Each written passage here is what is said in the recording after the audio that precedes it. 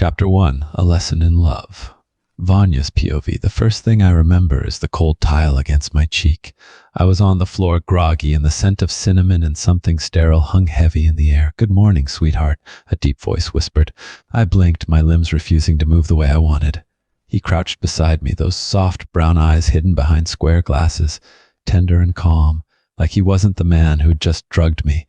His shirt sleeves were rolled, forearms veined, hands steady as he gently tucked a strand of hair behind my ear. "Sanjay?" I rasped. "Professor Sanjay." The man whose lectures I barely understood because I was too distracted by the way he spoke, too drawn to the quiet danger beneath his composed smile. I never imagined he noticed me back, but he did. Too much. "You were shaken earlier. I gave you something to help," he murmured. "But you'll feel better soon. Sean's making drawings for you. She thinks you're her mommy now." I tried to push myself up only to collapse again. His hand caught me mid-fall. "You don't need to go anywhere, Vanya. Not ever again." His house was too quiet, too perfect. White walls, soft furniture, books everywhere. A child's crayon drawings covered the refrigerator. And there, by the couch, was a little girl with wide eyes and a paint-smeared face. "Mommy," she squealed, rushing to hug me. I froze, her arms wrapped around my waist. "Tell her you love her," Sanjay said. His voice was gentle but commanding. When I didn't speak, he knelt beside us and whispered in my ear, "Don't make her cry. You don't want to see what happens if she cries, Vanya." So I played along. I smiled. I said I loved her. At dinner, he spoon-fed me mashed potatoes like I was fragile, like I was his patient instead of his prisoner. Every night we watched old family movies. My head swam from whatever drug he laced in my tea. I couldn't even scream, couldn't fight, but I saw the way he looked at me. Not like a man who wanted to date his student. Like a man who wanted to own her. Perfect family. Sanjay's POV. I never wanted to fall in love again. Not after Sean's mother left without a word. She was cold, selfish, incapable of love. A ghost in Sean's life. I burned every photograph of her, erased her name from our world, and promised myself never again. Then I saw her. Vanya. Too quiet for her own good, always in the back of my lecture hall, hiding behind those wide, haunted eyes like she didn't know she was art. Like she didn't know how deeply she was meant for me. She reminded me of a doe, fragile, soft, like she'd break under the weight of attention. So I watched her. At first I told myself it was to protect her, but protection turned into obsession, and obsession into possession. I followed her home once. She lived alone. Sad little place, dirty dishes, no pictures on the walls. No one cared for her. Not like I would, not like I already did. I waited until she was tired, until her eyes fluttered in sleep, her soft mouth barely open. I crept in through the back window. A few drops in her water and she never stirred. She looked peaceful when I carried her to the car, like she knew she belonged to me. Now she sits at our dinner table, her hair messy and her eyes cloudy, but she's here. She's home. Shan sits beside her, giggling and holding her hand. "Mommy, can we draw again after dinner?" Vanya doesn't respond at first. She blinks slowly like her brain is covered in syrup. I adjust the dosage constantly, enough to keep her pliant, not enough to erase her completely. I want her soft, not stupid. "Answer her," I say, my voice calm but firm. Vanya swallows hard. "Yes, sweetie." Shan beams. Vanya's hands tremble slightly as she takes the cup I hand her. Chamomile tea. Always chamomile, laced with a sedative that binds her to me like silk chains. After dinner, I sit with them on the couch. Vanya curls beside Shan automatically, her limbs slow, obedient. She doesn't fight me anymore when I stroke her hair. She lets me tuck her in at night, even when I kiss her forehead, even when I linger too long with my fingers grazing her cheek. "You're mine, Vanya," I whisper to her in the dark. She flinches. Good. She still remembers enough to be scared. That means I haven't broken her, just reshaped her. Late at night, when Sean's asleep, I lie beside Vanya in the guest bed. She's turned toward the wall, silent. I rest my hand on her hip. She tenses. "You'll love me someday," I say softly. "The real kind of love. Not the poisoned kind your mother gave you, not the lies you were fed. Real love, the kind I give, the kind that never lets go." She stays silent, but her breathing hitches. She wants to scream, I know it, but she won't. She's learning. And, I'm patient. Chapter 3, Trapped in Lace. The first time he kissed me, really kissed me, I was too dazed to bite him.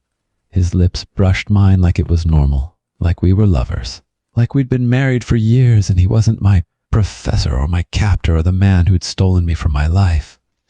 He whispered, "You're so good for me, Vanya. You're so soft now." I wanted to scream, but my body betrayed me. I didn't pull away. My muscles didn't move. Not from fear, no. It was the chemicals, the sweet tea, the way he fed me like a child. Everything tasted like honey and sleep. He dressed me in lace the next morning, laid the outfit beside me like a gift, pale pink silken ribbons, like a doll, like I belonged in a glass case. "Put it on," he said gently, standing at the door. "We're having a special breakfast today. Shan made drawings of us, our family." I wanted to tell him he was sick, that I'd never, ever love him, but my tongue felt too thick, so I put the dress on. He smiled like I'd kissed him. Breakfast was pancakes with blueberries. Shan smeared syrup on her cheeks, giggling. "She's pretty, right, Daddy?" Sanjay's eyes never left me. "She's perfect." I laughed. A hollow, sharp little sound. I covered it with a cough before he could hear the hatred buried underneath. "Mommy laughs funny," Shan said, sipping her orange juice. "She should laugh more." Sanjay nodded. "She will, Angel. She just needs time."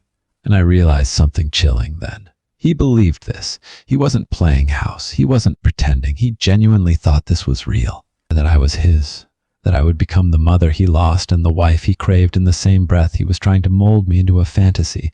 That night, I found the key. It was under the bathroom sink, taped behind the cabinet, sloppy, too easy, almost like he wanted me to find it. I gripped the cold metal in my trembling fingers, staring at my reflection. Hollow cheeks, dilated pupils. I looked like a ghost of myself, but ghosts can haunt. I slipped the key under my pillow and laid in the dark, listening to him breathe beside me. Tomorrow I would try, even if it killed me.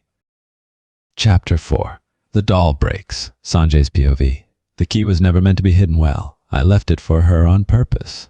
Watched through the crack in the door as she found it, her hands shaking like leaves.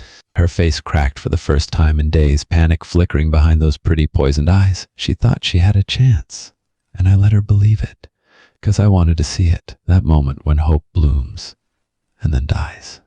She waited until after bedtime. I pretended to sleep, arm draped over her waist like a man in love, not a man in control. I felt her shift, soft, careful. She moved like a whisper in the dark. The mattress barely creaked as she slipped from my grasp and padded barefoot to the door. She inserted the key. I almost laughed. Wrong key, wrong door. It unlocked the storage closet, not the front. I designed this house to trap love. Every exit only leads to another room, another illusion of freedom.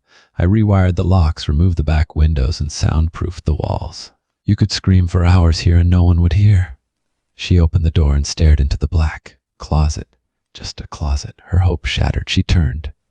And there I was, standing there, watching. She froze, bare legs trembling, breath caught like a bird in her throat. She looked so fragile in the nightlight's glow, like something out of a dream gone wrong. I said nothing. She dropped the key and took a step back, pressing herself against the wall. "Please," she whispered, voice cracking. My chest rose, slow, controlled. "Why would you ask that, Vanya? You are home." She shook her head. "You're sick. I drugged me. I saved you." She cried then, real tears, and I stepped closer. "You want me to be the monster, don't you?" I murmured. "Because monsters are easier to hate. But I feed you. I hold you." Chapter 5. Vanya's POV. I wake to Shan's laughter echoing softly in the next room. For a moment the memory of last night feels distant, fuzzy frames of tea, a dreamlike lull. Then the dread returns, the key, the plan, the moment I almost felt free. Still, I move carefully. He's not in the guest room. The lace dress hangs in the closet like a promise. My heart pounds, but I breathe. I slip to the bathroom, unlock the sink cabinet, and retrieve the key. My fingers tremble around it. As I leave the room, I pause at the door. Shan's drawings are taped there. Happy family scenes. And there in every picture is my face, soft and smiling. They're memories I never chose to make. I head down the hall. He's sitting at the desk in the study reading. "Good morning," he says without looking up. I swallow. "I drew something last night," I whisper. He glances at me. "Come show me." My steps are slow. He's behind me in one heartbeat. He leads me into the living room where Shan waits. "Mommy, look." She holds a new drawing. Me next to Sanjay. But there's also a locked door in the corner and a tiny key taped below it. Sanjay's expression is calm. "She wanted to draw the house," he says, "to show we're safe." My eyes burn with tears I refuse to shed. At breakfast, he watches me bite pancakes like a child's hunger. Sean colors beside me. He doesn't speak of the key, but I feel it in his silence. Later, in the kitchen, he wipes syrup from the table. Touch lingers on my hand as he passes. "You're doing so well," he murmurs, "becoming part of us." I force a gentle nod. That night, he comes to my room with tea. His hand tastes of chamomile and something bitter. My vision blurs. As I drink, he says softly, "You're learning to love, Vanya." Shan's giggle drifts down the corridor. I fold into the bed like a doll settling into its case. But beneath the hush, the key under my pillow feels alive. Chapter 6. The edge of the dollhouse. She smiles now, faint but there. She eats when I feed her, dresses how I ask, reads books with Shan like a picture-perfect wife. Sometimes she even hums, off-key, quiet. But I see her hands. They still shake. Fear and obedience aren't the same thing, but they're close enough. Fear can soften bones, bend the spine, make a girl forget how to say no. Still, something isn't right. Tonight, I watch her sleep. Hair splayed over the pillow, one hand curled beneath her cheek like a prayer. She's too still, too perfect. I lean closer, whisper, "Are you dreaming of me yet?" She doesn't stir, but her fingers twitch, like she's holding something. The key, yes. She still thinks she can escape. I don't take it from her. No, let her keep her little secret. Let her believe in freedom a while longer. It makes the breaking better. The moment she chooses to stay, that's what I want. I don't want a chained thing. I want her willing. Morning comes. Shan pulls her into the garden to pick flowers. Vanya kneels in the dirt like she belongs, holding a daisy like it's holy. And she laughs. Real, loud, bright. My stomach tightens. I walk outside. She freezes when she sees me. The smile dies. Good. Inside, both of you. She obeys immediately. But that laugh, that wasn't mine. Later, I open her journal. A few scrawled notes, mostly incoherent, drugged thoughts. But one line is clear. But I'm learning how to lie. I slam the book shut. My hands shake. She thinks she's fooling me, that she's smarter, that she's playing me. So be it. Let the doll pretend. Let her dance at the edge of the dollhouse. But she doesn't realize. The doors only open when I say so. Chapter 7. Vanya's POV. The sound of the doorbell nearly stopped my heart. It was the first outside noise I'd heard in weeks. Sanjay froze mid-sentence. Even Shan looked up from her drawings with wide eyes. "Stay here," he told me, voice tight. But Shan ran to the door first, her curls bouncing. "Grandma!" I stood behind the corner, hidden. Then I heard her voice, warm, firm, older, but not soft. "You didn't tell me you were seeing someone, Sanjay," his mother. He hadn't planned for her. I could tell by the stiffness in his voice. "It's recent, private." She stepped inside, and young by the sound of it. Her heels clicked on the floor. "Where is she? Let me see the girl who's captured your heart so suddenly." I walked out, because I had to. Because if I didn't, she might wonder. She might start digging. And I needed her to see me. I needed her to see the fear behind my eyes and hear the lies between my teeth. "Hello," I said softly. Sanjay moved behind me like a shield. "This is Vanya, our companion." His mother's eyes swept over me. Chapter 8. The Thranje's POV. She noticed. Of course my mother noticed. She always had that instinct, an ability to cut through charm and silence with nothing but a glance. And now, she'd seen Vanya. She saw the tremor in her voice, the way she sat too still, the fear that seeped out between her smiles like blood beneath gauze. She knows something's wrong, and that's dangerous. After she left, I stood in the hall for a long time. Vanya watched me, her mouth tight, eyes unreadable. She was good, better than I expected. The lie rolled off her tongue like it had been waiting.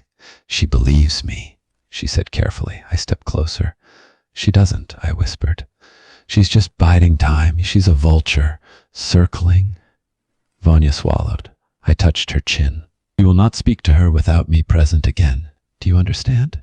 "Yes, Sanjay." Her obedience should have satisfied me. But it didn't, because I could see it now, something new growing behind her eyes. Defiance. That night I watched the hallway camera footage again. I saw her follow the sound of my mother's voice. I saw the way she leaned into it, drank it in like it was the last clean breath she'd ever get. She wanted to be rescued. She still thought she could be. That fantasy had to die. The next morning I made her pour Shan's juice, set the table, dress in white.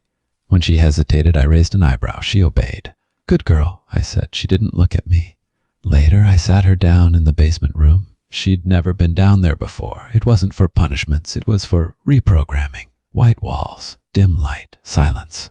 I closed the door behind us. Her breath caught.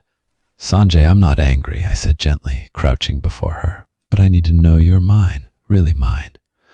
I opened the drawer, set the device on the table, a small black headset, audio stimulation, sleep programming, sensory loop conditioning. She stared at it, pale.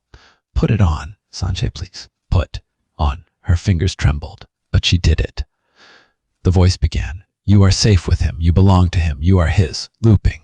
Over and over. I left her there for 2 hours. When I returned, her eyes were glassy. Her lips moved in rhythm with the voice even after I removed the headset. You love me, I whispered. You'd never leave? I'd never leave? I kissed her. And this time, she didn't flinch. But I saw the tear slide down her cheek, silently, slowly. Chapter 9. The next one. Vanya's POV. The nights changed after the basement. I still smiled, still obeyed, still held Shan's hand and said the right things in the right tone, sweet and slow and full of sugar. But inside, I was gone. Or at least, the part of me that once screamed was. Now the screams were buried deep, and I smiled instead. Sanjay liked when I smiled. We were sitting on the couch, Shan asleep upstairs. He was brushing my hair. It had become a ritual. Gentle strokes from a man who thought grooming meant love. You've become everything I needed, he whispered against my ear. I didn't move. His fingers slipped down to my stomach, rested there almost reverently. We are ready now, my breath caught. For what? He turned to face me fully, his voice soft as silk, almost tender. For our next child. The silence slammed into me like a wall. I blinked, lips parting. What? You're perfect now, he said.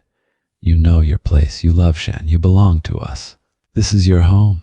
He cupped my face like I was sacred, like I was his masterpiece. We should expand the family. I tried to speak. Nothing came out. He leaned down, kissing my stomach through the fabric of the soft, white nightgown he made me wear. She'll have a sibling. Maybe a brother this time. I was frozen. A tear slid down my cheek before I could stop it. He saw and smiled. Don't cry, he said, wiping it. This is a blessing. That night he didn't drug me. He wanted me to be aware, to remember it, to understand it. Because to Sanjay, love wasn't love unless you surrendered to it. Completely. When he touched me, I went numb. When he kissed me, I floated away. And when he whispered, you'll be such a good mother, I died a little more. But he didn't see the plan forming behind my dead gaze. Because I still had the key. I still had the journal. And now I had a deadline. 9 months. I would not carry his child. I would not become his forever. Not when I was starting to remember who I used to be, who I really was.